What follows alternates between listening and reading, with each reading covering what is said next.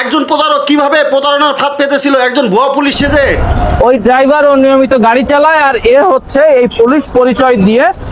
এই দেখেন আমি ওর কাছে কি কি পেয়েছি, হুবহু পুলিশ হওয়ার জন্য যে এই পুলিশের লোগো, এই যে ডিএমপির দেখতে পাচ্ছেন আপনারা, তো এইটা এই গাড়িটা আসতেছে, তো ডিএমপির স্টিকার, ভিতরে আবার একজন পোশাকধারী পুলিশ বসে আছে।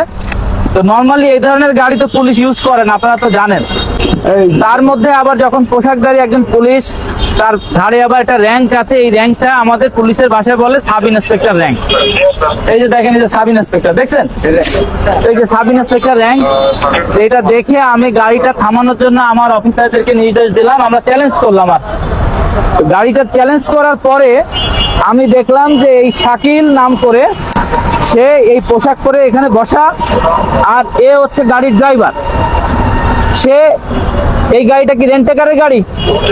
রেন্টেকারের গাড়ি, আচ্ছা। এই গাড়িটা এই শাকিল ভাড়া নিছে।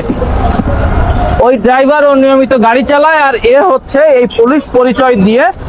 এই দেখেন আমি ওর কাছে কি কি পেয়েছি, হুবহু পুলিশ হওয়ার জন্য, একজন প্রকৃত পুলিশ অফিসার সাজার জন্য যা যা দরকার সবই কিন্তু ওর কাছে আছে। এই যে দেখেন পোশাক, এই রিবন, র্যাঙ্ক ব্যাজ, এই যে আমাদের পুলিশের রিবন, আর একজন সাব ইন্সপেক্টর কাছে অস্ত্র থাকে আপনি জানেন, এই যে অস্ত্রের হোলস্টার, এবং এই একটা খেলনার পিস্তল কিন্তু সে সেখানে রেখেছে। দেখতে পাচ্ছেন আপনারা?